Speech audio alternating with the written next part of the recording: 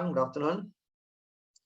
Okay, so so this is like I mentioned, makeup recitation, because next week I won't be able to have the recitation session. Okay, so even though there'll be some new topics next week, we will follow up on that in the following week. All right. Okay, so for today, what I'm going to do is so I've looked through those Slido questions for the control block. Okay, so I can see there is quite a lot of questions and issues with try to understand how and why it works in this particular way, or the design in this way. Okay, so I will cover some of those slides again, all right, to recap how the control unit is designed, okay, and how we are able to make it work. Okay. Okay, so as usual, if you have any questions, you are free to ask, okay, in the chat or through the mic. Okay. Okay, so the flow, okay, the data path flow and all, okay, and all these control signals we have already covered in last week's recitation. Okay, so I will not go through this now. Okay, because later when we go through some sample questions, we will come back to these control signals. Okay, so I will first go into the design of the control unit.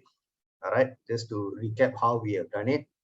Okay, so if you look back at the control unit, okay, you can see that the control unit is responsible, okay, for making sure that all these multiplexers, okay, get the correct data or the correct signal to make sure that the data flows through from one stage to the other stage correctly.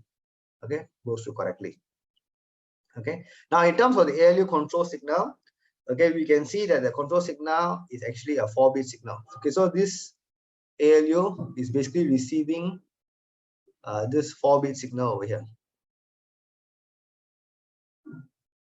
Okay, and what we want is we want to understand how this is done. But how do we achieve this 4-bit signal, okay, to the ALU block? All right, so we have this table, but we have this table, and now what we want to do is we want to make sense of how this table came about. Okay, how do we come up with these 4 bits to designate all these various operations? All right, so in terms of ALU control, okay, again, the ALU is, as what we say, is arithmetic logical unit. So by right, it is supposed to be able to handle all the operations, okay, that the ALU is supposed to handle.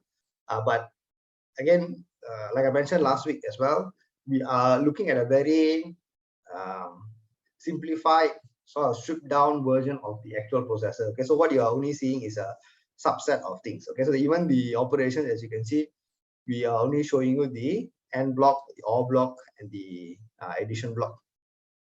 Okay, so you can see that there are 4 inputs: A invert, B invert, and operation. Okay, carry in and carry out basically bits that will be used in the cascade adder. All right, so if you look at it, all right, when I do addition, okay, where does the carry in and carry out come from? Okay, where does it go to?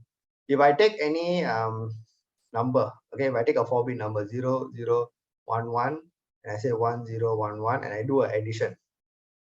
Okay, do addition, I'll get 1 plus 1, 0 carry 1, 1 carry 1, 1, 1. So in this case, the carry out will be a 0. Okay, but if you look at this operation here, how we do it is we actually did bit by bit, correct? We started with this bit first, and then the next bit, and then the next bit, and then the next bit, and so on. So we always started with bit 0.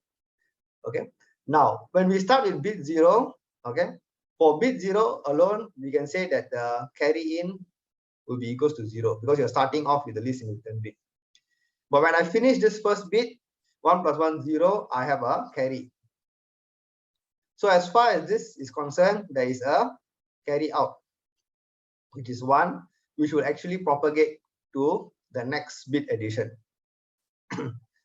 Okay, so in terms of designing ALU, okay, you can think of it as performing operations where some of them can be performed in parallel, some of them may be performed bit by bit. So in terms of logical operation, we can say that we can do a logical operation across all the bits at the same time. Okay, in terms of addition, okay, of course we are not yet looking at the details of how we design combinational logic circuits and all, which we will cover soon. Okay, but there are different ways in which you can design any block. Okay, so even if you take an adder, what we are discussing now is just a very simplistic approach. Correct? You start with the least significant bit, you go to the next bit, and so on. But there are sort of advanced versions of this. One of it is, for example, a carry look ahead adder. Okay, I'm not sure whether it's in the syllabus or not. Okay, carry look ahead adder is something, as the name said, as you can look ahead. Okay, and the idea of looking ahead is you can sort of prepare all the carry bits in advance so that you can actually perform the addition in one shot. All right, if you look at this addition operation, what happens? The amount of time that you will take, okay, to complete the whole operation depends on the number of bits that you have. All right, so if I have 32 bits, I need to wait for all 32 bits to complete. Okay, that means bit by bit, then I have the final answer. Okay, which can be very long. Okay, so there are variations to this. Again, we will not discuss that now, but the idea is the carry in and carry out is related to the addition. Okay, now the A invert and B invert. Okay, why do I need the invert? Okay, you need the invert, okay, for two basic operations. One is the subtract and the other is SLT. Okay, so SLT, again, we are not covering, we are not showing you in this block, so we put that aside first. Now if you look at this, why I need the B invert is to say that A subtract B. Okay, why? Because A add with the invert of B is equivalent to A subtract B. All right, so this negative B is actually the B invert. All right, so what we are doing is we are generating A, B, A invert and B invert, and then we are deciding what will go to the next stage. Okay, so you can see down here this mini 1-bit ALU, just like the processor as a whole, you will see that everything happens concurrently. Correct? That means once I provide some input here and here, I will get some data out here, and I will perform all this at the same time. Okay, that means I will generate 3 results here. Okay, but only one of the results is the correct one, which is the one I want. Correct? It is the one I want. So that is where the combination of this operation bits will decide which one comes out here. Okay, so using the A invert, B invert, and the operation bits, I will make sure that the correct operation is carried out for the A and B input, and I get the result at the end. Okay, so how do I decode this? Correct. So I know right now I'm looking at all this instruction, and we know that from the instruction set architecture, we know that for every instruction we have a 6-bit opcode, and for all the other type of instructions we have a function field. Okay, now I can choose to take all 12 bits. Correct? That means I take 6-bit opcode plus 6-bit function field, total 12 bit, and use these 12 bits, okay, directly into one control unit, and then it generates all the control signal for me. Okay, so that is of course a possible way of doing it. That's a possible way of doing it, but again, that may not be the most efficient way to design a circuit because there may be a lot of redundancy in the bits. Okay, so you want to sort of optimize how you want to use the bits to come up with a more simplified design. Okay, of course we are going to learn more of that in the next half. Okay, when we talk about combination logic, gate design, truth table, K-maps, and so on, we are going to look at how we can simplify, given the current information, simplify the relationship between the input and output and get a more optimized circuit. Okay, so instead of using all 12 bits, okay, which is the brute force approach, we are going to look at multi-level. So we're going to try and break it up, okay, into different parts to decode all the signals that we want. Okay, so the first thing that we want to do is we want to generate a 2-bit ALU op. Okay, so depending on the type of instruction that I'm going to deal with, so either load word, store word, BEQ or R type, I want to generate this 2-bit ALU op signal. Okay, so the generation of this signal, we will come to that at a later slide. Okay, but for now, we take it that when I have load word, store word, I have ALU op at 00 and so on. Okay, so based on the type of instruction, I will generate these 2 bits first. Okay, now after that, what am I going to do? So I know that this 2 bits I will generate. Okay, and this is from the 6-bit opcode. Okay, so from the 6-bit opcode, I go down to 2 bits. Okay, from 6-bit opcode, I go down to 2 bits. That is the ALU op. All right. Of course, besides the ALU op, you must also remember that the control unit also is responsible for generating all the other control signals that are connected to all the various multiplexers. Okay. Now, what are we going to do now is we are going to look at how these 2 bits is going to be combined with the function field to tell the ALU exactly what to do. Okay, to tell the ALU exactly what to do. All right, so that is the sort of multi-level decoding. Okay, so if you look down here, the 4 bit, so this is the final 4 bit that go into the ALU. Okay, the final 4 bit is going to go into the ALU, and this final 4 bit, as you can see, is generated from the ALU op and the 6-bit function field. Okay, the ALU op over here and the 6-bit function field. And what we want to do is we want to figure out how this is done. Okay, so you can see, okay, if you observe, you will see that, for example, this add operation. Where do I do add? Okay, I do add for R type, there is an add, so I do add. But you'll notice that I also do add for load word and store word. Correct? Why? Because load word and store word is basically a I type instruction where I add the register value with the immediate data. So even though it is not an add instruction, but I require the ALU to perform an add operation. So the ALU console is the same. Similarly, you will also observe that for the subtract 0110, I also do the same thing for BEQ. Because if you remember, last week we discussed BEQ is nothing more than taking a subtraction of both the numbers, okay, and checking whether the answer is 0 or not 0. So a BEQ, even though it is not a subtract instruction, I still require the ALU to perform a subtraction operation.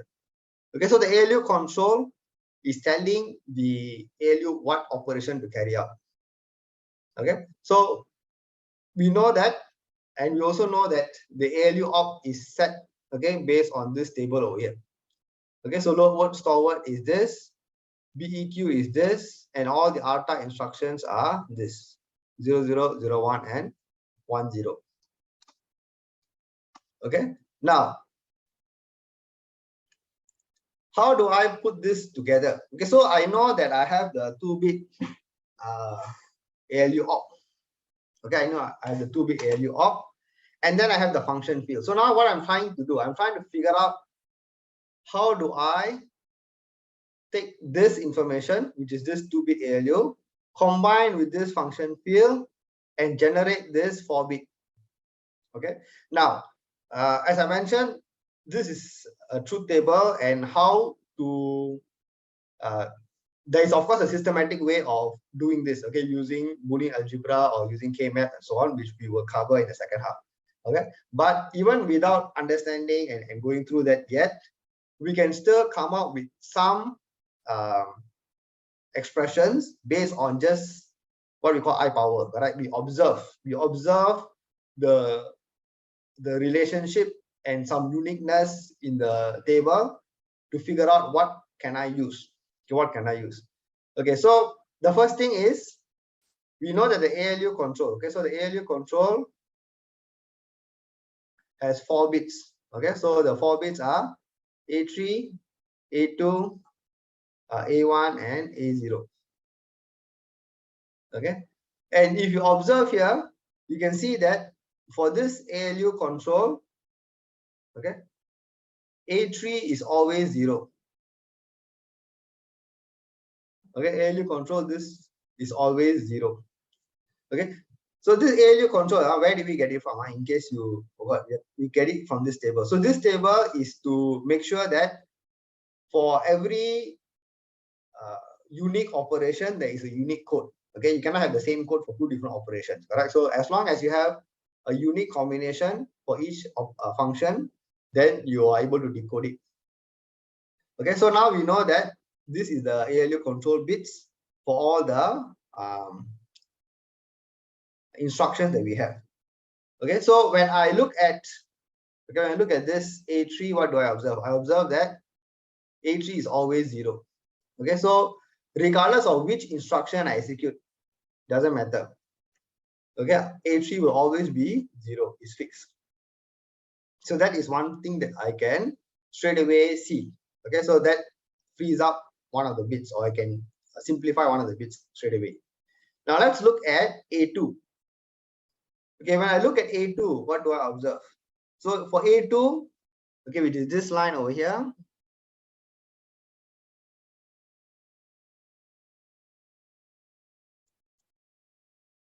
Okay, I use the red. This line over here, you will see that it is 1. Okay, it is 1 in 3 places. Over here, and over here. Okay, and all other places is 0. Okay, so when we design circuits, again, we usually will make a decision on whether we want to focus on the ones or the focus on the zeros. All right, and again, we will cover that later on. But for now, we are looking at the ones. Okay, and when we look at the ones, we are saying that, okay, how do I come up with a unique sort of combination to represent these 3 ones? Okay, so the first thing you can notice is that for this entry over here, where the ALU2 is 1, okay, ALU bit 2 is 1, it is a case where the ALU op, so if you look at this ALU op, this is ALU op 1, and this is ALU op 0, okay, bit 1 and bit 0. So you can see that when the bit 0 is 1, the ALU2 is also 1. Okay, now this has to be a very unique case, So in this case, we can say that when ALU op 0 is 1, then the A2 of the ALU console is also 1. So that is one condition, which is this. Okay, so I can say that A2 is supposed to be 1 if ALU of bit 0 is 1. Okay, now what are the other conditions? It is this and this. Okay, now for both of these conditions, what is the unique thing that you can say? Can I use this information, ALU of 1? Can I just use ALU of 1? Okay, no. Okay, why? Because ALU of 1 is 1 for the other instructions as well, right? So if I just put it as this, ALU, okay, if I put it as ALU of 1, then what happens? That means even if I have an add instruction or an AND instruction or an OR instruction, I will still go and activate A2. which is wrong.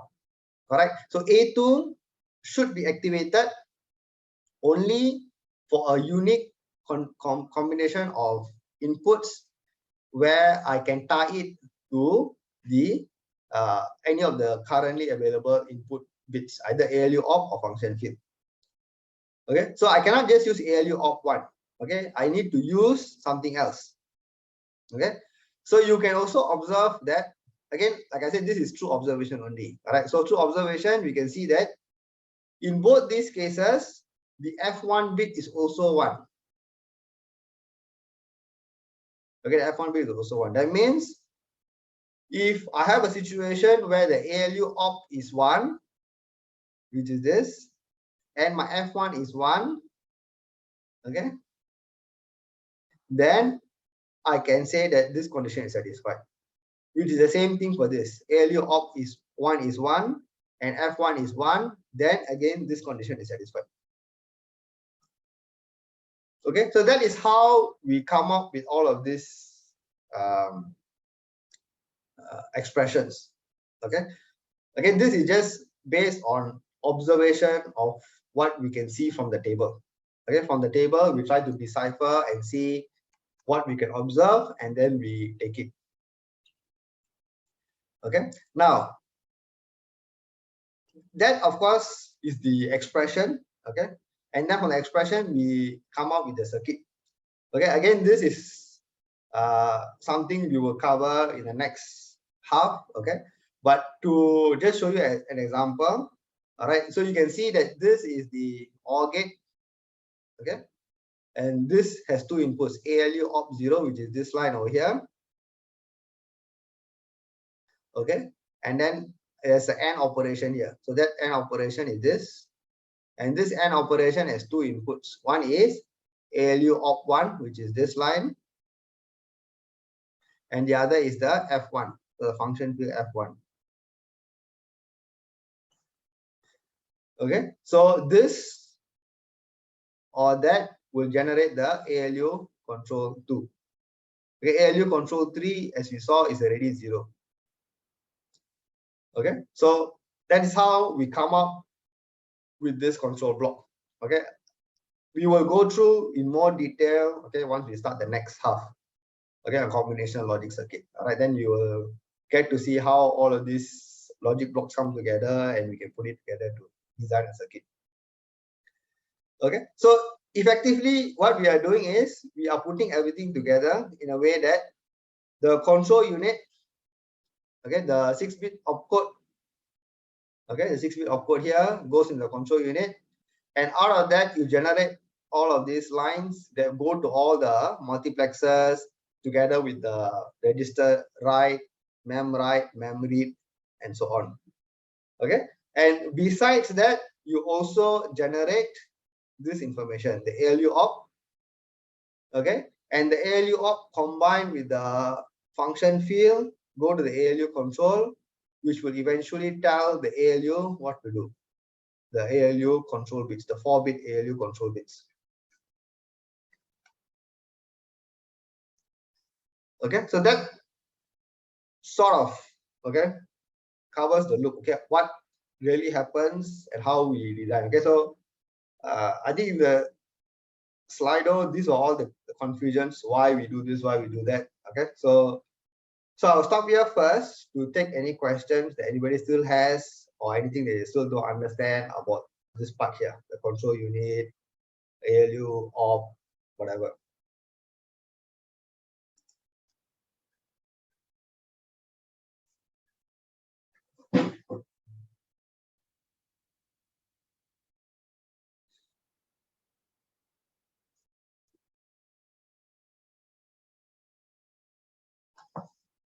Okay, so the question is, when you design an ALU control unit, do we work backwards? Okay, so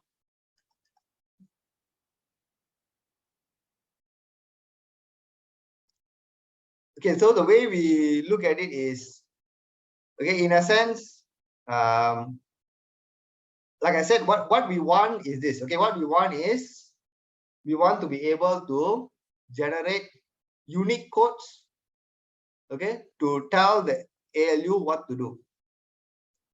Okay, how we want to do it is up to us, correct? I mean, if you want to design your own processor, then you do it whatever you like. Okay, but in the MIPS, okay, this is the way they have done it. All right, and like I said, if you want, you can take all 12 bits.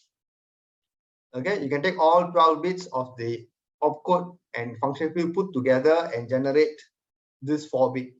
Okay, then you have a truth table with 12-bit input and 4-bit output, which is fine.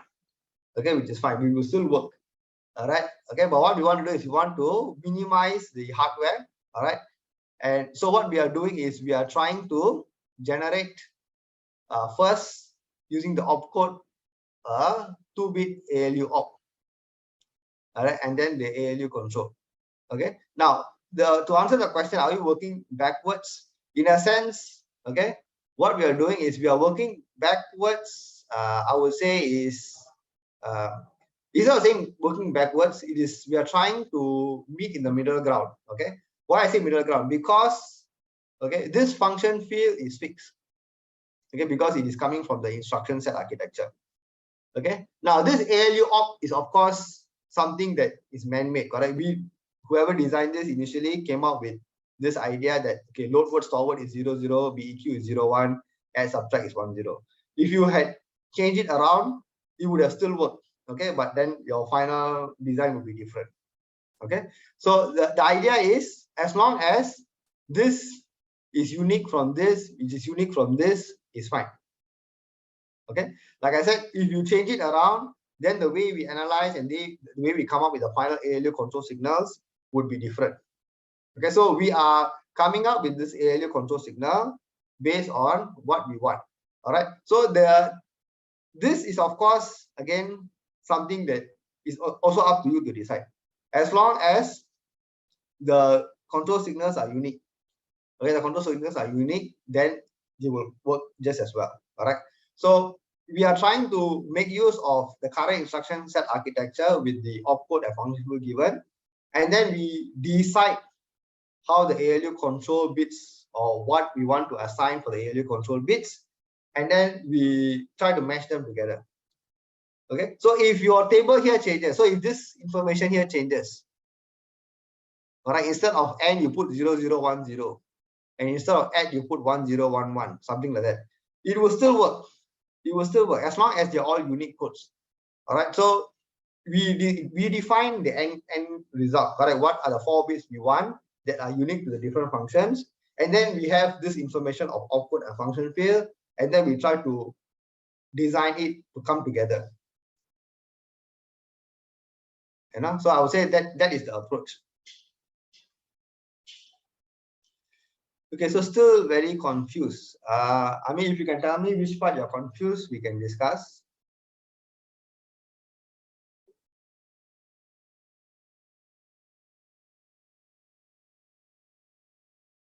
Okay, so don't care. Okay, so what is don't care? Okay, in digital logic, we have this concept of don't care. Okay, and the idea of don't care means we really don't care. Correct? That means we are not bothered about whether it is going to be treated as 0 or is it going to be treated as 1. Okay. Take for example. Okay. Take for example. This situation here for BEQ. Okay. So if I look at this BEQ, okay, I say that for BEQ, or BEQ lowards toward all of this, you can see that all this F0 to F5 is X. You don't care. Now, when you say X means we don't care in this situation, but there is a value, correct? If you look back at your instruction set for load, for load word, store word, and BEQ, there is no function field.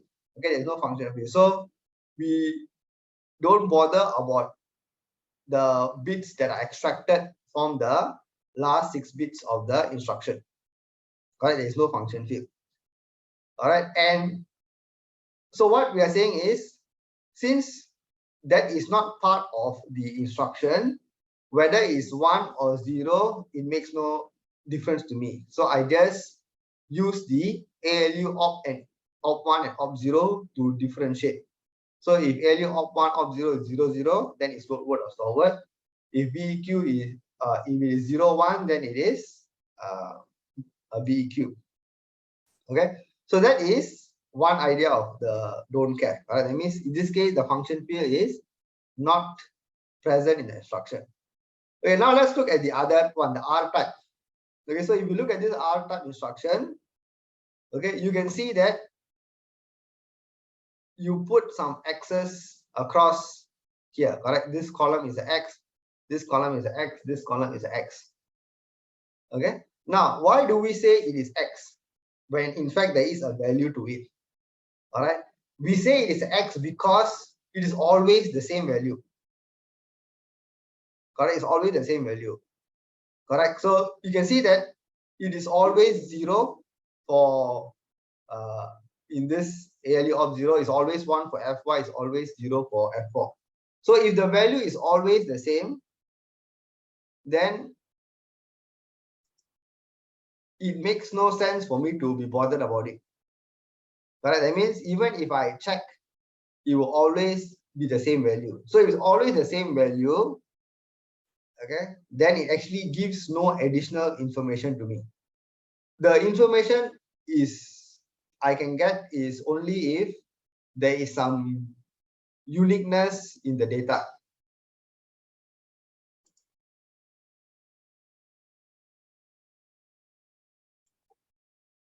Okay, so again, F4 and F5 are not redundant. Okay, like I said, we are only looking at a very small subset of instructions, correct?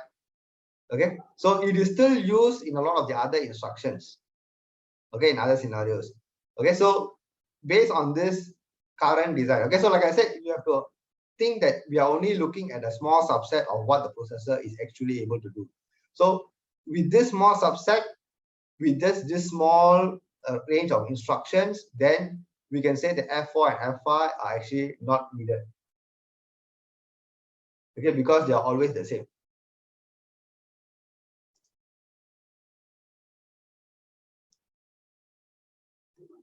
Okay, so the question is how the 2 bits and 6 bits come together to make 4 bits. Okay, so again, this is what we are discussing here, correct? So the 2 bits is this ALU of 1 and ALU of 0. So this 2 bits we already know it is defined from this table. Okay, so from this table here, we already know that lowest forward is 0, 0, BQ is 0, 1, R type is 1, 0. Okay, now the next thing is the function field. Okay, so the function field is again only applicable for the R type instruction. Okay, for the load word store word and BQ is not applicable, so we put X there. Okay, now we know that the ALU control is telling the ALU what action we should carry out. Okay, so if you look just now, we say that this 2 is what 0, 0, 1, 0 is actually an add operation, correct? Because lower forward is doing an add. This is a subtract. Okay, so the ALU control is supposed to tell the ALU what to do. All right, so that is the ALU control part. Okay, so we know we have all these individual ALU control bits. Okay, and the way we sort of combine the function field and the ALU op together is through the observation of how the bits are in a way uniquely related. Okay, so here, like I said, we are only looking at 2 examples. One is ALU control 3 and ALU control 2. Okay, if you look at this, ALU control 3 in this example here is all 0. So this line here is all 0. So we say that ALU control 3 is going to be all 0. Okay, if I look at ALU control 2, we look at it that, or we see that there are 3 places where there are 1s. Correct, there are 3 places where there are 1s. Okay, here, here, and here. And what we want to do is we want to make use of the information in the ALU op and in the function field to come up with a unique combination that tells me that if I look at this particular unique combination, then I can straight away say that A2 is supposed to be 1. Okay, so that's what we're trying to do. We're trying to look at the table and see what unique combination of this information on the input side can tell me that when this happens, ALU or A2 is supposed to be 1. Okay, so for the 3 ones, we look at it individually. So for the first one, which is this, okay, sorry, the first one, which is this, okay, we can see that it is for BEQ instruction, and BEQ instruction is the only instruction where the ALU op 0 is set to 1. So it's very unique, correct? Because in all other instructions, ALU op 0 is 0. So this is the only case where ALU op 0 is going to be a 1. So this takes care of the BEQ instruction. Okay, now the other two instructions where ALU control 2 or A2 is set is this. One is the subtract instruction. Okay, and the other one is the SLT instruction. Okay, subtract instruction and SLT instruction. So you can see that for this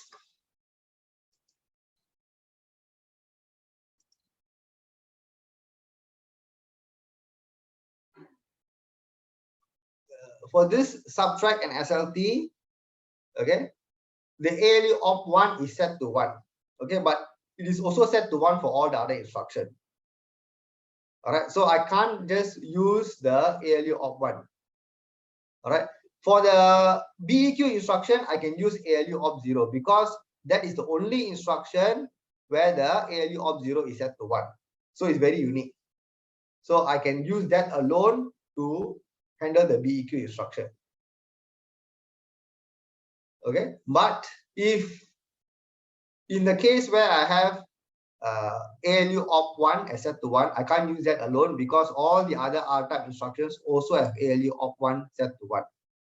Correct? So I can use that together with something else. Okay, now again, by observation, we see that in both these instructions, subtract and SLT, the F1 bit, okay, the F1 bit is also set to 1. So because of that, I can say that if the ALU op 1 is 1 and the F1 is 1, this condition satisfies both subtract instruction and SLT instruction.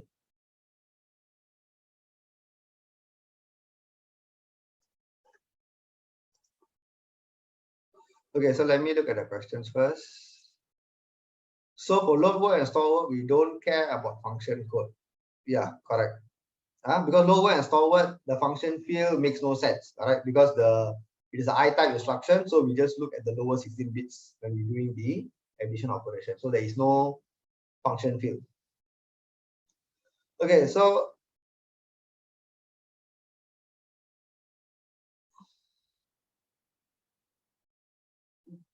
how the control how the control codes for sub and SLT are different.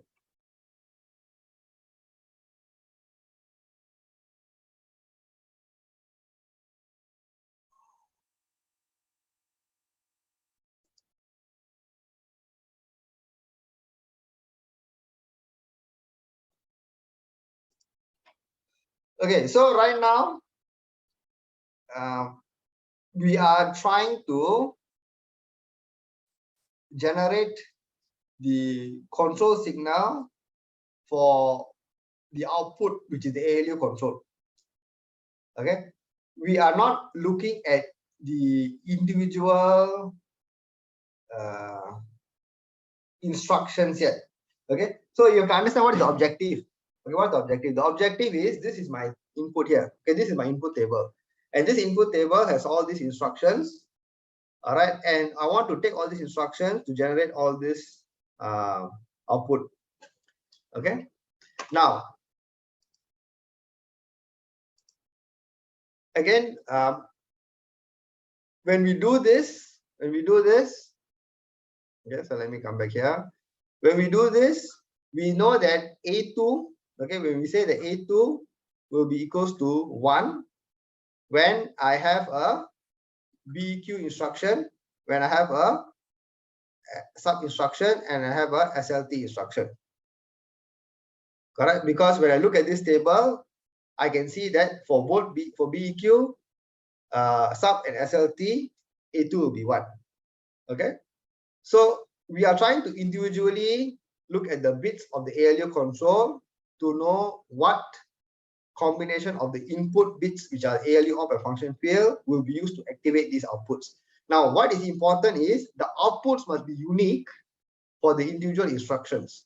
So ultimately, you can see that for sub and SLT, there is a difference in the ALU bit 0. Correct? Because for sub, it is bit 0 is 0. For SLT, bit 0 is 1.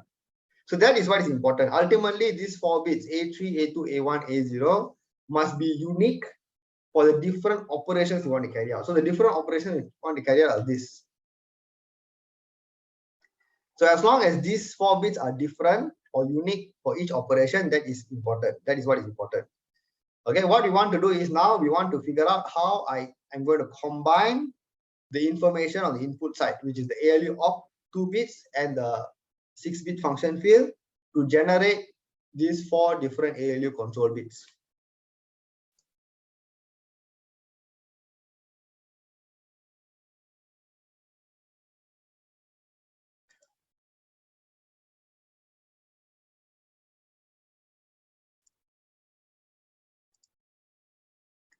Okay, so of course we can also extend. Okay, so if you look at this, okay, maybe I just go through the other two, just to be complete here. If you look at ALU control 1, okay, ALU control 1 is this third line over here. It's bit 1, and you can see that it is 1 all the way except for AND instruction and OR instruction. Okay, only for these 2 instructions, okay, the outcome is 0.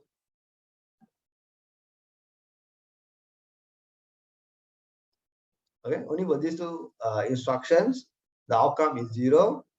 In all other cases, it is 1. All right. So what can I use? Okay, what can I use? So you can see that I can use the information that both of this have ALU op 1 as 1. Okay, and this F2 is also 1. All right, and when both of them are 1, when ALU op 1 is 1 and F2 is also 1, then the outcome is a 0. Okay, so it is actually what we call a NAND gate operation. Okay, so I'm not sure whether it's covered already or not, but it is basically saying that A1 is actually the NAND operation. That means it is ALU op 1 dot with F2, and you do a NAND operation. That means you do an AND and you do the invert. Okay, now in terms of circuit, okay, circuit design, a NAND operation, which is this. Okay, again, you will cover this soon. All right, you can interchange an AND gate with the OR gate. Okay, in a circuit design, and the rule is very simple. It's actually the De Morgan's theorem, which again you will see soon. And the rule is simple. Wherever you see a bubble, so the bubble is basically the invert, okay, the inverted sort of signal. So wherever you see the bubble in one circuit, when you flip the gate, you don't put the bubble. So originally the bubble is on the output side. So now when I draw the output, there is no bubble. And here, originally there's no bubble, but now I draw the bubble. Okay, so the bubble is to indicate there is a active low input, active low output. Okay, so this is basically your F2, which is this, which is what we saw, together with the ALU op 1. So both of this together will generate the A1. Okay, and then finally, okay, if you look at A0, okay, so A0 is all zeros. Okay, this last column here is all zeros except for the last two.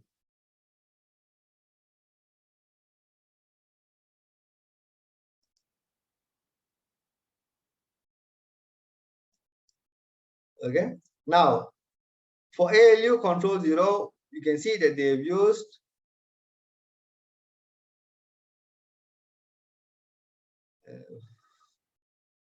F0 and F. Let me see, what did they use? F3, F0, and okay. So what they have used here is they have used F0, okay, with this, and F3 with this. So if F3 is 1 and ALU op is 1, or F0 is 1 and ALU op is 1, then you can say that that is a combination for ALU control 0. So that is what you have here. So you say that F0 or with F3. Okay, so as long as either one is 1 and I end with the ALU op 1. So that will give me the ALU control 0. Okay.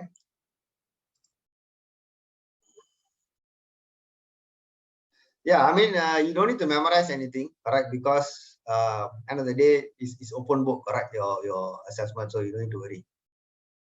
Okay, so as long as you understand that this is the thought process, okay.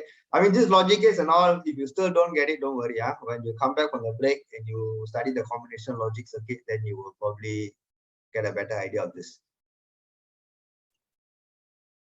Okay, so that is basically how everything comes together here. Okay, everything comes together here. All right. Now for the control signals, okay, we covered last week. All right, but we will go through again. Okay, so before that, there is this one more slide on the control signals. All right, so this control signal is okay. It is designed okay to generate the correct signals based on the information. Okay, what we want to do. Okay, now let's just see how things work for each type of instruction. Okay, so we'll come back. Okay, so let me just show you a simple example. Okay, then later we'll come back to this. So if you look at this R type instruction, so we know R type instruction is all the inputs must be 0. So if you look at this entire line, everything is 0. Okay, and if my condition is that all the inputs must be 0, then I can create an AND gate. Sorry, AND gate. Okay, but right, the AND gate is all the input is 1, then output is a 1. Correct. But if I put all the input as active low, then I'm basically saying that I want all the input to be 0, then the output is 1. Yeah, all the input is 0, then output is 1. So that is the first one over here. So you can see it's actually a direct translation. Wherever you see the bubble, like you see here, bubble, bubble, bubble, is actually this, this, and this. Okay, wherever you see the bubble is where the output is a 0. When you don't see the bubble, means the output is a 1. Okay, so this is a very sort of direct implementation where I just take the bits and use a multi-input AND gate, and I just set it as either specifically active low input or active high input, and that will generate the different signals for me. So the first AND gate over here will generate a 1. Okay, will generate a 1 when it is R type format, correct? Because when it's R format means all the 6-bit output is 0. Now as R format, if it's a 1, you can see that it is connected to where? It is connected here directly. So register destination will be 1. All right, then it is connected to this OR gate. So this register right will also be 1. Okay, then it's also connected to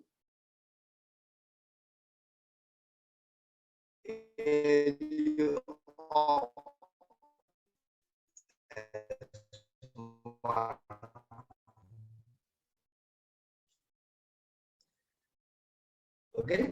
Now you can see that we will, for R type instruction, okay, for R type instruction, the register destination is 1, register write is 1, ALU op is 1. Okay, so let's look there. I found a connection issue, but I think it should be fine. Can you all hear me?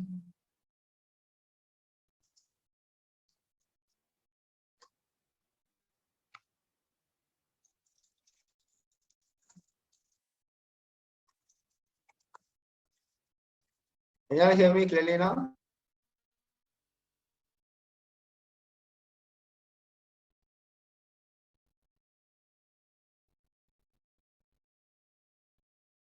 Okay. So let's look at the example. All right. So of course here we put that the multiplexer. Let's look at it from the okay, let's look at it from the example. Okay. So I'm just going to go through 3 instructions, okay, to wrap up this entire chapter. Okay, how the whole data control everything comes together. Okay, just 3 instructions. If I'm not wrong, I think this is actually from the next tutorial or something.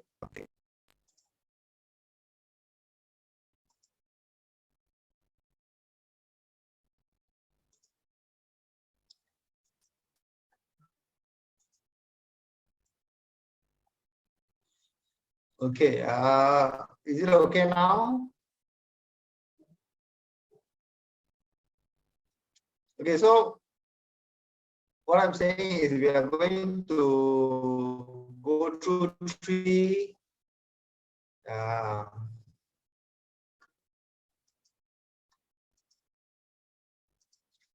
3 instructions.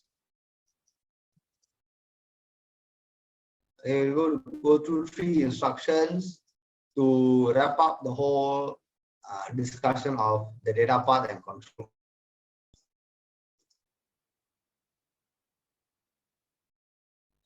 Okay, so let's is it okay now? Can you hear me better now?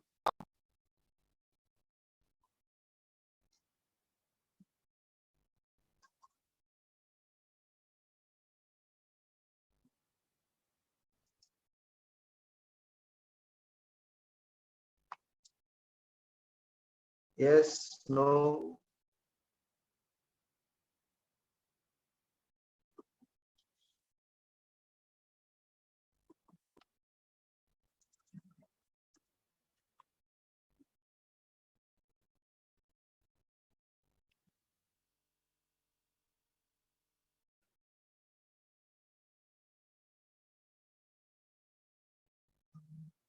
Okay, so yeah, as long as you can sort of hear me, I think it's fine. Even if the video sort of freezes, it's fine. Okay, so I'm going to go through 3 instructions, okay, to see how everything comes together. Okay, so the first instruction is a load word instruction. Okay, so this is a load word instruction. So when I look at the sort of encoding, this is what I get. Okay, so they have the opcode, RS, RT, and so on, and the immediate value. Okay, everything come together. Okay, now over here, what will happen? So I have the opcode. All right.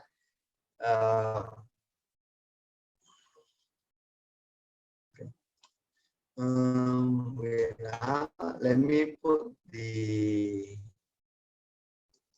Okay, give me a minute. Let me put the other slide info. Give me a minute.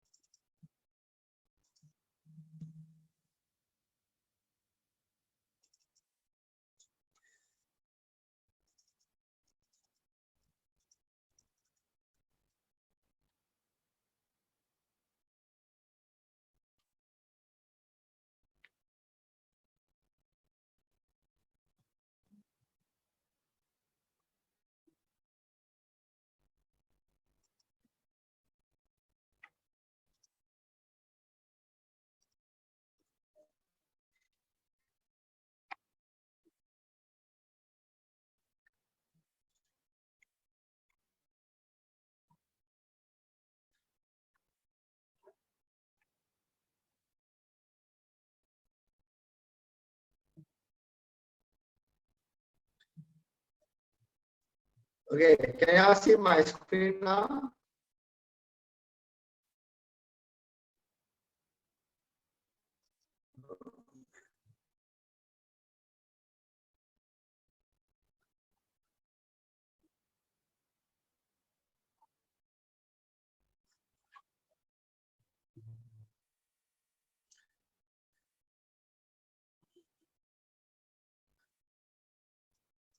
Okay, so let me go through these three instructions here. So the first one is a load word instruction.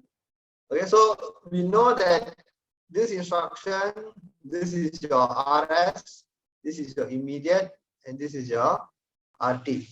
Okay, so when I fetch this instruction from memory, okay, I'll have this opcode, okay, which is a load word come here, all right, and then I have RS come here. So in this case, RS is 15, okay, and I have RT, okay, which is 24. So the information 24 will come here and here. All right. Now we know that this is actually 16-bit immediate value, which is 0. Okay, 16-bit immediate value is 0. But because it is part of it is extracted as RD, that value part of it will also come here. All right.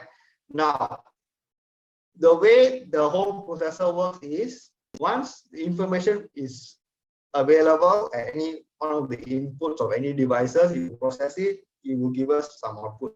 So when I have 15 and 24 at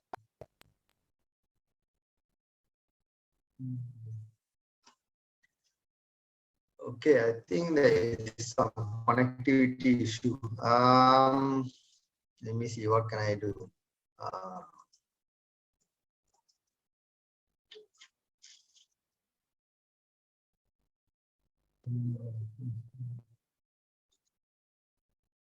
Okay, so I will try to switch to another network. If the Zoom gets disconnected, just come back in.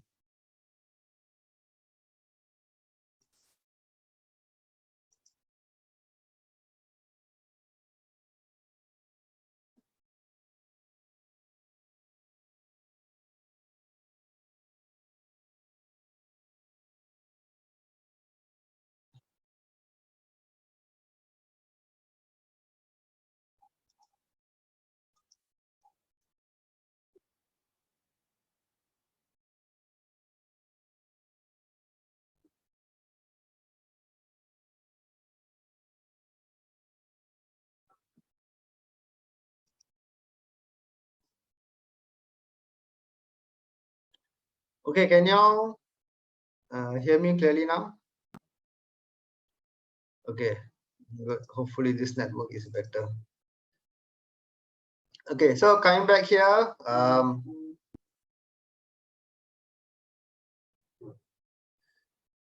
so this load word, okay, the RS and RT are both specified as 15 and 24, which means that the data in register 15 will come here, the data in register 24 will come here. Correct.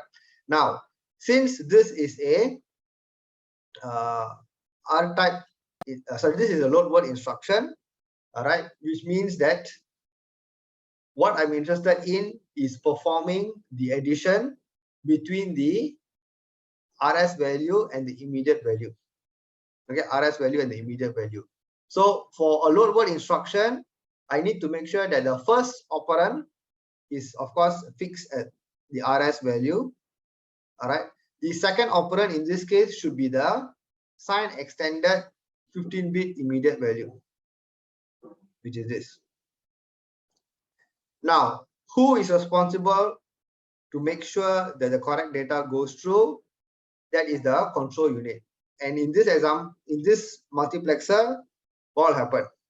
What happened is the ALU source will be set at 1. So this is 0, this is 1. So the ALU source will be set at 1 to make sure that the data below will go through. Okay, that means at the bottom, the multiplexer will go through.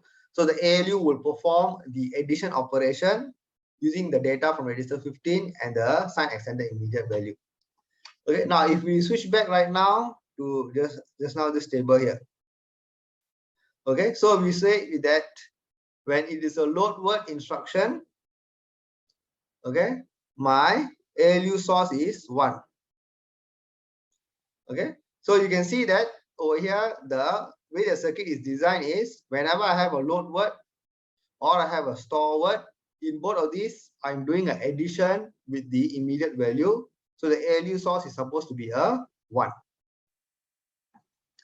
Okay, so that is how you can relate this implementation to the way the processor behaves. Okay, so that is what is happening here. Now, when the ALU computes, okay, so now we just saw that, okay, we just covered the whole idea of how we can generate the add.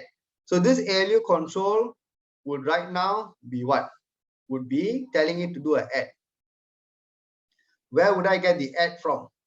Okay, I will get it from the ALU control, which is from the ALU op 2 bits plus the 6 bits. These 2 bits came from where? These 2 bits came from the control unit, which was deciphered from the 6-bit opcode. Okay, so we just saw this whole process, right? We just saw this whole process where I take my current information, which is this, all right? So I take my ALU op, which I already generated. So in this case, okay, I'm taking a load word instruction. All right, so from a load word instruction, okay, I would, okay, through the design of the control unit already be able to generate 0010, and 0010 is a add operation. Okay, so I'm telling the controller, the ALU, that I want to perform an add operation. So I'll perform the add over here. Okay, so what will come out over here? The address, correct, which is the content of register 15 at bit 0. And then what will happen? I will get the information supplied to the address of the memory. And since I'm doing a load word, I need to make sure that memory read is 1 and memory write is 0. Okay, I need to make sure that memory read is 1 and memory write is 0. So coming back here,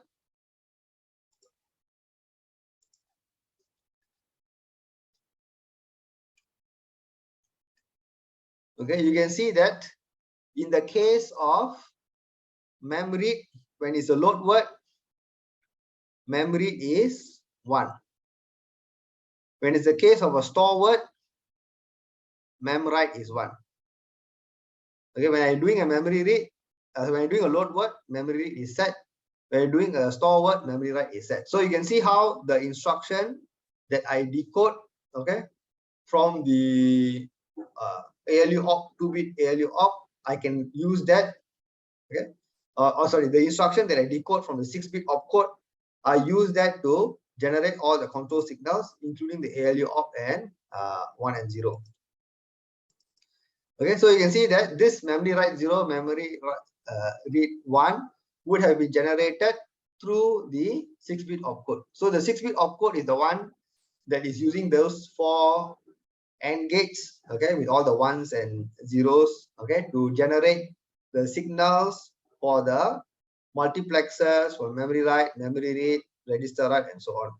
Okay, and once I get this data out, which is this is the data that is supposed to be channeled back. Okay, so we know that this is only multiplexer where the order is different. So 1 is on top, 0 is below. So for load word instruction, the mem to register should be set to 1. Okay, which is also what you will see here. Okay, so for load word instruction, the mem to register is automatically set to 1 when it is a load word instruction.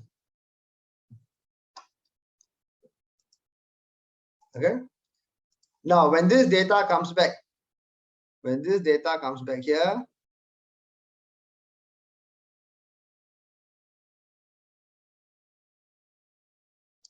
it goes back to the right data. But where do I write to? Right. So I'm supposed to write to RT, which is the register specified here, which is register 24. So I need to make sure that this is the one that gets selected as the right register. So for multiplexer, this is 0, this is 1. So the register destination should be set to 1. The register destination should be set to 1. So coming back here, okay, you can see that the register destination is also set to 1. Okay.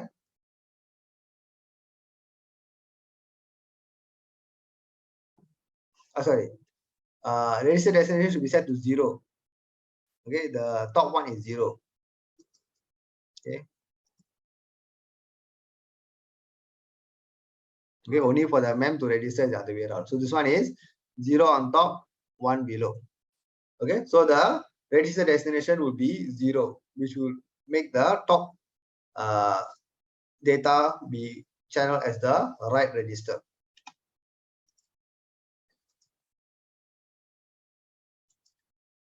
Okay, why is mem to register inverted? Okay, so we discussed this in last session. Okay, so it's just a naming convention, right? Because when we say mem to register means is information from memory to the register. Okay, information from memory to the register. Okay, give me a minute.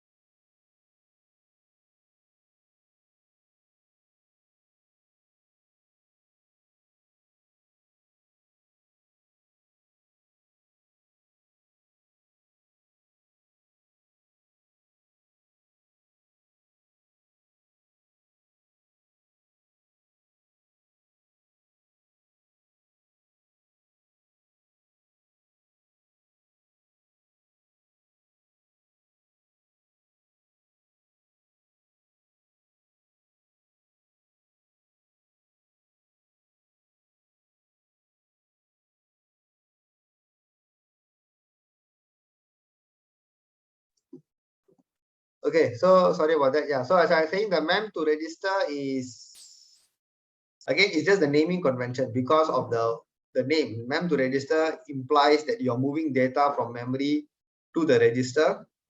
Okay, so intuitively, when I say mem to register is 1, then you want the data to go from memory to register. So that is why it is 1 to 0. Okay, yeah, so that sort of makes you see the whole loop, correct? How everything comes together. Okay, now again, we covered this before, but I'll mention it again, that a lot of other things also happen concurrently, which we will decide whether we need it or don't need it. Okay, so what are all these other things? Okay, so the first thing that is happening, okay, for example here, this 5-bit, okay, sorry, this 6 bits, okay, this 6 bits from the instruction, okay, this 6 bits from the instruction, okay, is being sent to the ALU control. Okay, but because we know that this is a load word instruction, it is an immediate type, this lower 6 bits doesn't make sense. Correct? It doesn't make sense. It's not giving us any information. It is part of the 16-bit immediate. So the ALU control is not going to bother. So that is why if you come back here, the X makes sense now. All right, the X makes sense because we know that this is a load word instruction. So it doesn't make sense for me to look at the lower 6 bits. All right. So as long as I know that the ALU of the 2 bits already is 0, 0, I can straight away say that I'm supposed to perform the add operation because I'm supposed to add the RS with the immediate. Okay, so you can see that it makes sense now, right? Why we put X? Because it doesn't make sense in this case. It is just the ALU op that will tell me what to do. But the 6 bits are still being sent to the ALU control. Okay, now what are the other things that are also happening that are redundant? The other thing is, for example, this. this line over here where the 16-bit immediate goes here to left shift by 2 and generate a PC plus 4 plus a offset, which is the immediate times 4. Okay, so we know that this is still happening. All right, but it is not something we're going to use because we know that this is only a case where we have the branch instruction. Okay, only for the branch instruction. So you can see down here that coming back, okay, to focus on this branch control signal. Okay, if I come back here, okay, we can see that for BEQ, okay, the branch is only active when it's a BEQ instruction. So the branch will be 1 only when it is a BEQ instruction. For all other instructions, this branch will be a 0. Okay, so if the branch is going to be a 0, 0 and with anything will give me 0. So if it's a 0 means I will take the top line, which is the default PC plus 4. Okay, so the processor, again, everything happens or many things happen. Okay, so another thing that is also happening, if you notice this line over here, the RD2. Okay, so the RT bits over here are mapped to both read register 2 and write register. So which means that the data from register 24 comes out of RD2, which also happens to be connected to the write data of the memory. That means there is some information, which is the data in register 24, that is coming out and being sent to the write data. Being sent to the write data of the data memory, but we don't need to worry. Why? Because memory write is 0. So I will not write anything. Okay, so there are many things that will happen, okay, concurrently because it's hardware, but using the multiplexers, using the control signals, we will be able to decide what exactly we need to do. Okay, so BNE is not included. Okay, so it's not only BNE, right? So there are many things that are not included. All right, again, because we are just looking at a very simplified version of the processor. Okay, so we are only looking at the BEQ implementation here.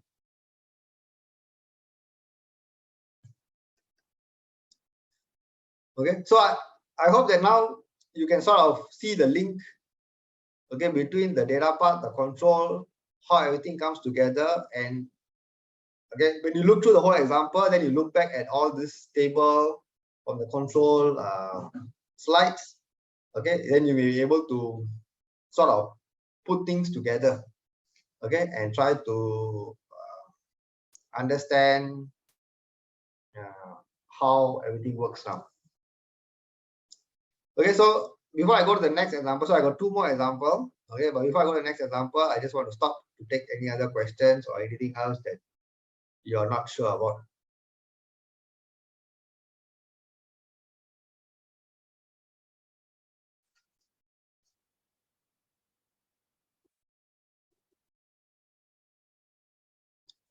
Okay, so there are no questions. So let's go on to the next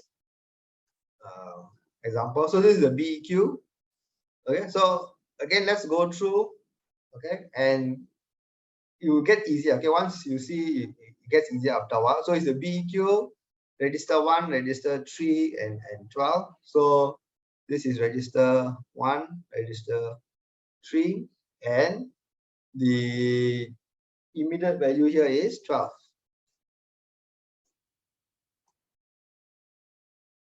Okay, so as before, what will happen? Okay, register 1 or data 1 comes here, data 3 comes here, which means the content of register 1 comes here, the contents of register 3 comes here. Okay, now at the same time, we know that the register or value 3 comes here. Okay, and this again has some value, but this again does not make sense to us because we know that in a branch instruction, this is the immediate value, so you don't have a RD bits. Okay, so whatever data that you have here, okay, we don't need to worry. Okay, now the next thing is, we know that for a BEQ instruction, we are going to perform a subtraction operation, correct? So looking back here, okay, so we know that a BEQ instruction will set the branch, okay, will set the branch to 1. Okay, at the same time, we know that the BEQ instruction will perform a subtraction operation. So we'll ask the ALU to perform a subtraction operation, again by looking at the ALU op bit. So the lower 6 bits, which is the function field, again will be ignored. Just by looking at the ALU op bits, I can straight away say that I'm supposed to perform a subtraction operation. Okay, so this ALU, using just this alone, okay, from the opcode, okay, I will say that I'm supposed to perform a subtraction operation. So I subtract, the answer, again, if we are both having the same value, the answer will be 0. So this is 0, could be 1 or could be 0, okay, depending on the content of register 1 and register 3. Okay, and we saw just now that only for a BEQ instruction, this branch will be set. I mean, this will have a value of 1.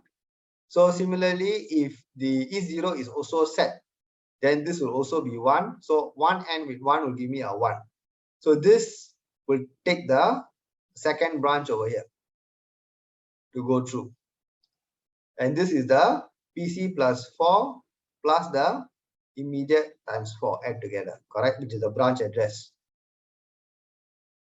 Okay, now that is basically the outcome of a branch instruction. But because everything is connected, a lot of other things will also happen, correct? Now let's just make sure that everything else that happens does not really matter to us. Okay, so the first thing is, we know that the ALU result. So since I'm doing a subtraction, I will get an ALU result. Okay, this ALU result will point to or will be used as an address to data memory. Okay, now the thing is, in this case, okay, if you look back over here, okay, we can see that the memory and memwrite are only set for a load word or store word instruction. Okay, that means if it's not a load word or store word, both memory and memwrite will be 0. So that's the first thing. So we can see that both memwrite and memory will be 0. So I don't need to worry about anything, any address being supplied. At the same time, I also don't need to worry about any data being supplied, because both memwrite and memory is 0. Okay, now even though memwrite and memory is 0, there will still be something here. Okay, because it is connected. So there is a bus that is connected from the read data to the multiplexer. And at the same time, there will also be something, the ALU result, that is also connected to the other input of the multiplexer. Now, what value do I need for mem to register? Okay, the key thing is, we know that this is to channel data back. Okay, but since this instruction does not involve me writing back to a register, I will already set register write to 0. So whatever comes doesn't matter. So this is actually a X. So why we say X? So even if the multiplexer is set to 1, is set to 0, doesn't matter, because no matter what data comes back, my register write is 0, which means I don't need to worry. Same thing for register destination. This is also going to be an X. Why X? Because I am not going to write to any register. So if I'm not going to write to any register, it doesn't matter what I specify here, and it doesn't matter what data comes back here. Okay, so all this will still happen, but we don't need to worry, okay, because we're not going to use it. Okay, so that is sort of how this will be executed. Okay, and again, if you look back at the control signal, we can see how everything falls in place. Okay, so any questions on this?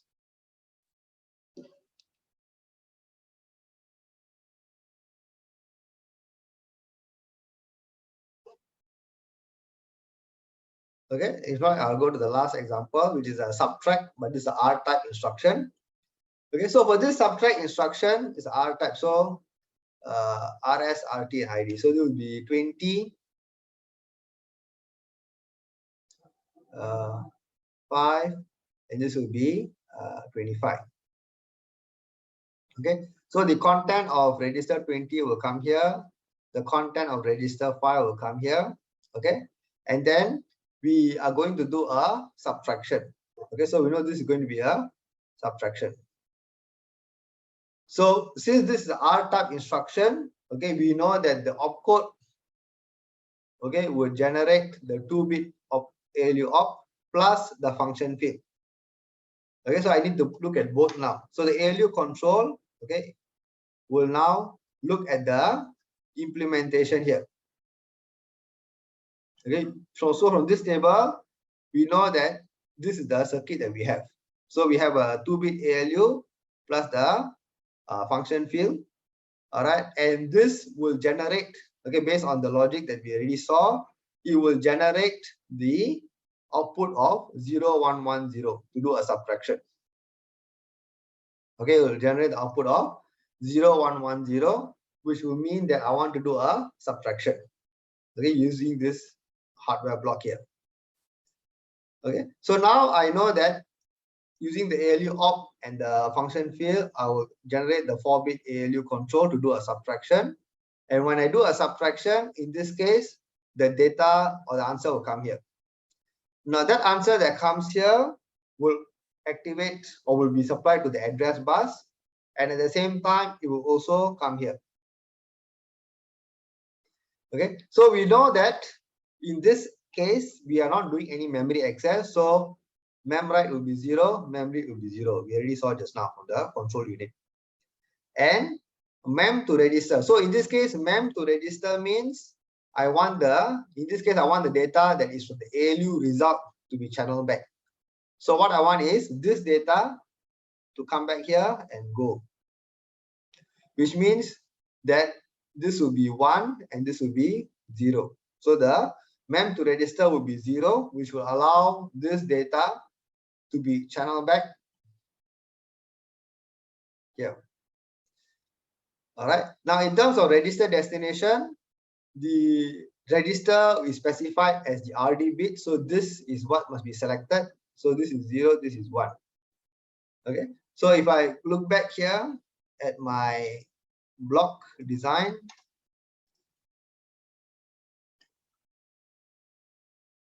okay, so register destination is 1. The moment is the R type instruction, because for R type instruction, you always specify 3 registers. Okay, and the RD bits are the one that specify the destination register. So the moment is R type format, you straight away set register destination as 1. Okay, so that will ensure that the result of the ALU operation is returned back. Okay, and as before, you will still do other stuff. All right, you will still take the lower 16 bits, you will sign extend, and you will come here, but you won't use it. Okay, why? Because your ALU source will select the upper input, which is 0. Okay, so the ALU source. Okay, so if you look back at the ALU source now, okay, ALU source is set to 1 only when it is a load word or store word. Okay, load word or store word, because these are the ones that will indicate that I need to perform a addition using the immediate value.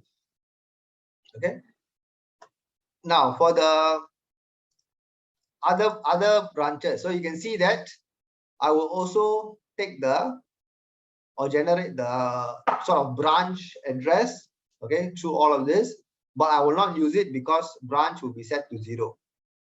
So if branch is set to 0, I will not be bothered with anything that is the result of is 0. Okay, so I will be taking the upper line, which is the normal PC plus 4.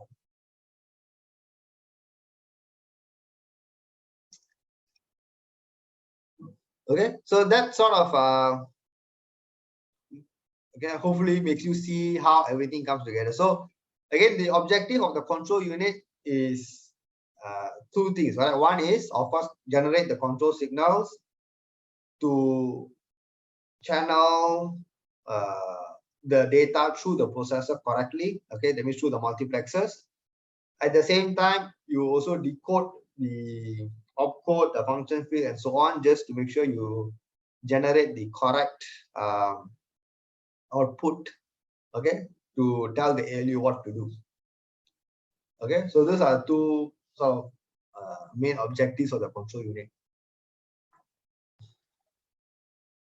Okay, so yeah, I think that is what I wanted to go through today, to sort of put together everything and again go through the control slides just to make sure that everything is clear.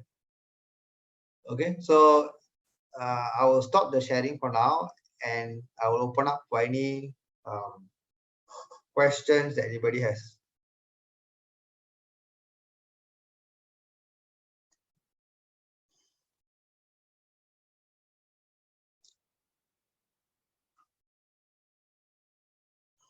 Any tips for midterm? Have you all been told how many questions and everything?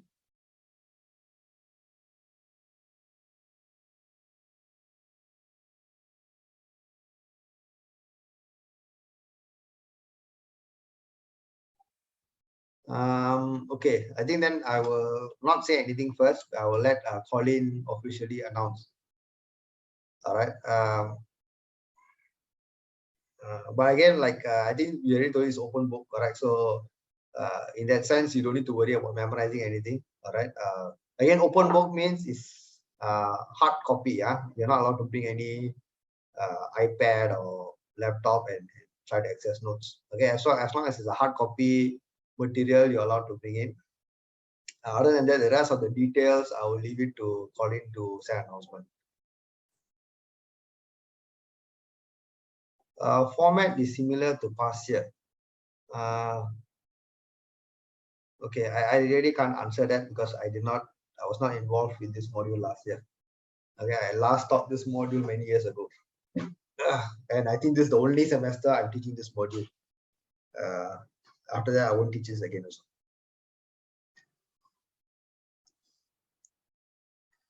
Okay, so I'm not very sure what happened in the last recent years.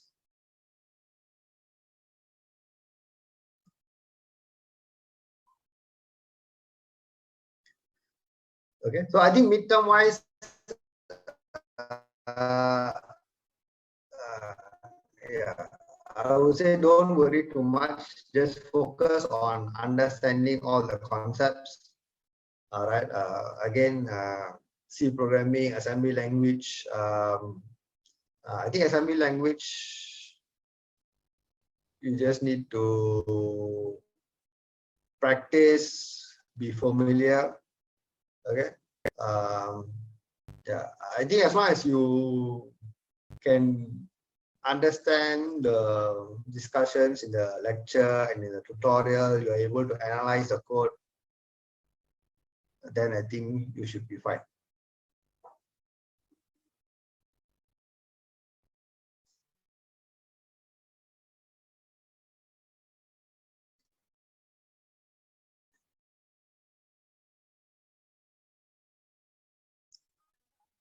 Past year midterm question. Where is that? Is that in Canvas? I have not seen the past year paper yet.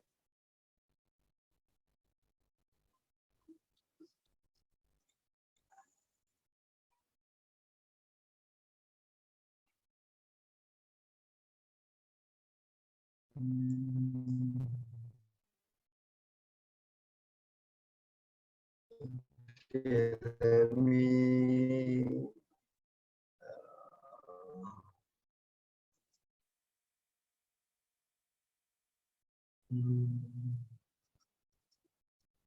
Sem 1 question 13. 21 AY.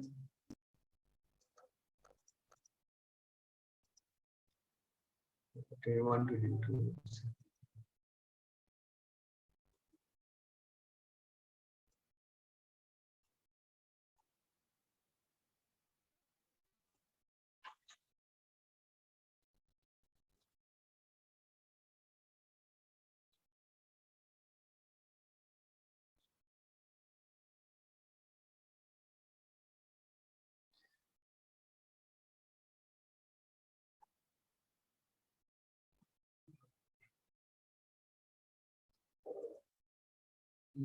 Okay, so that one, let me take some, I will take some time to look at it. Okay, but give me a while. So besides that, any other questions? Anybody else? If not, I think that's all I have. Those of you who still have questions, you can stay behind and ask. Okay, if not, thank you, okay, for joining today's session. I'll see you all after next week. Okay, so next week there is still the normal face-to-face session. Okay. Okay, as usual, only the online session we will not have it next week.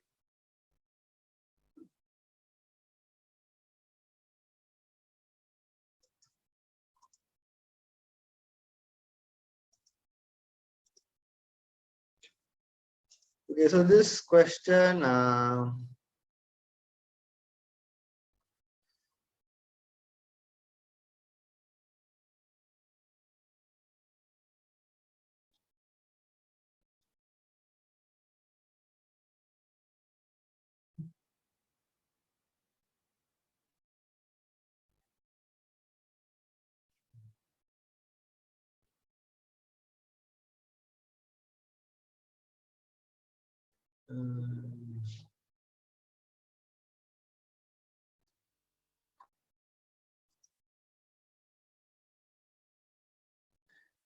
okay, so let me extract this first, then we can.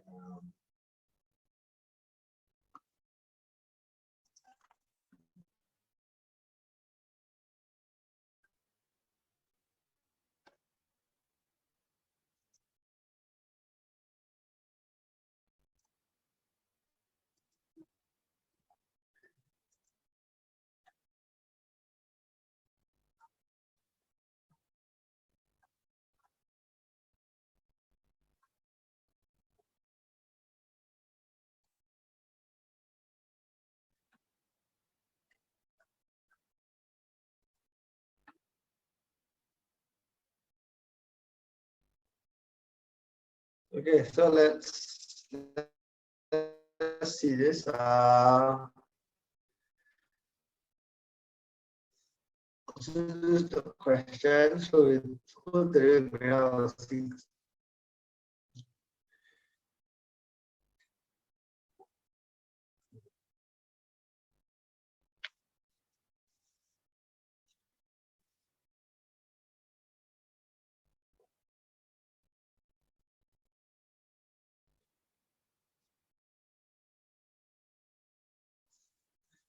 okay, so the idea of this is again SLT. So we know that A and B, correct? So for SLT, basically we're doing an A minus B, correct?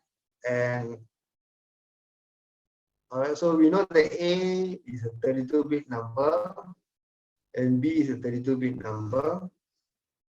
Now, after I do a subtraction, okay, if the answer is negative, okay, the answer is negative, then we know that A is lesser than B, correct? So, and this is observed by looking at the most significant bit, which is bit, okay, of the answer.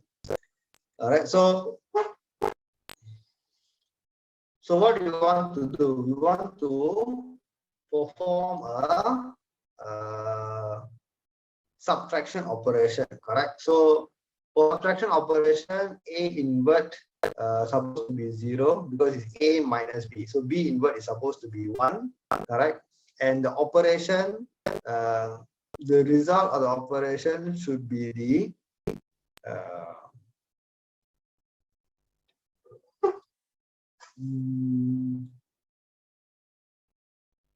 so this SLT output. So the SLT output here will be, so since now we have 4 inputs, 4 multiplexers, so 4 input for the multiplexer. So this is 0, 0, 0, 1, 1, 0, and 1, 1. Okay, so the ALU control will be set to 0, 1, 1, 1. Right, so that is this one, the F. Now the ALU control, let's look at one by one and see why it is true or why it is not. All right. So the first one, set ALU control to 0011.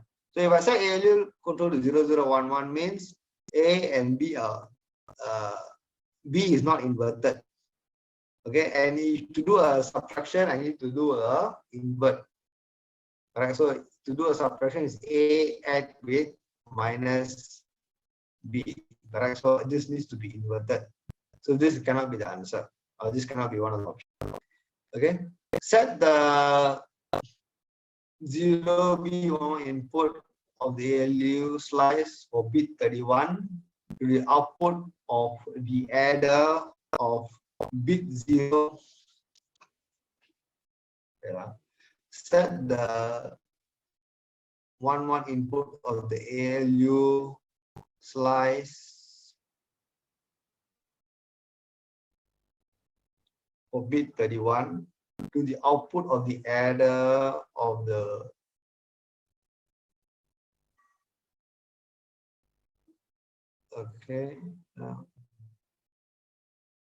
no, all right.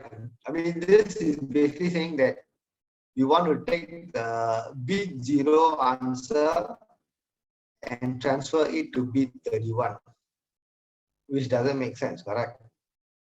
Okay, we are not interested in the bit 0 answer of the result. We are interested in the bit 31. So it makes no sense to transfer the bit 0 to bit 31. Okay. Now set ALU control to 0110. Again, no, because if I click 0110, then the 10 would be the add operation output. Okay, but we want is the SLT output. So it's not this one, not this one. Okay, this D, set the 0B1 input of the ALU slice from bit 0 to the output of the adder of the bit 31 ALU slice and the 0B1 of the remaining ALU slices to 0. Okay, so what are we saying? Now, this SLT, okay, so when I say SLT, set if less than, okay. So when I say execute SLT operation, the outcome of the SLT operation is either yes or no, correct? So in essence, it's either 1 or 0. So if it is less than, then it's true. If it is not less than, then it is 0. Okay, but we know that this 1 and 0 is currently in bit 31, correct? Because when I perform a subtraction of operation, the bit 31 will tell me whether the outcome is less than or not. So this 1 is actually here. If A is bigger than 0, so A is greater than B, then it will be positive, then it will be a 0. Okay, over here. Okay, so the answer that we want, the actual answer that we want as a result of the SLT, okay, this result should be either 0 or 1. So when I say 0 or 1, what I'm saying is when I look at the answer, the result. So in the result is a 32-bit answer. All right, this result is actually 32 bits. Technically, it's 32 bits, but it is 32 ALU cascaded together. All right, 32 1-bit ALU cascaded together. So the result should be, if the SLT is true, the answer should be, okay, the answer should be 00001. Okay, if it is true. Okay, if the SLT is false, then the answer should be all zeros. Okay, so the 1 and 0 should be on the bit 0. All right. So what I need to do is, after I perform the SLT operation, I need to take this bit 31 and move it to bit 0, so that when I see the 32-bit result, the 1, I will read it as 1 or 0. So that is why the value or the option D is the correct answer here.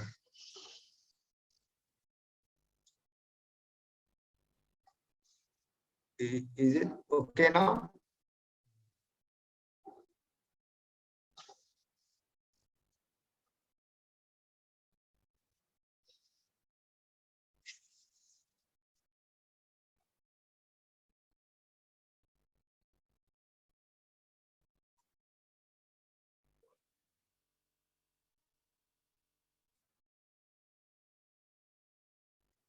Okay, so I think the basic idea to understand is the SLT is a subtraction, and the result of subtraction is, or the way to interpret the result is to just look at the MSB. All right, the looking at MSB, whether we will know whether it is less than or greater than. All right. Now the idea is, because the result is supposed to be 1 or 0, that 1 or 0 is actually a value that in terms of 32 bits is either all zeros and 1 or all zeros. So what I need to do is I need to move the data or the bit from bit 31 to bit 0 to get the correct representation of either it being 1 if it is less than, or 0 if it is not less than.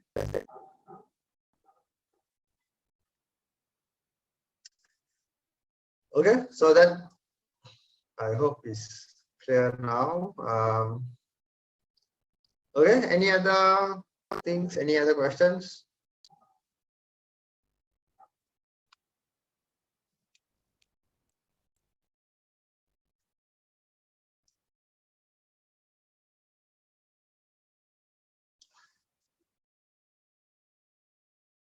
Okay, so nothing else, then thank you. I will see you all in 2 weeks time.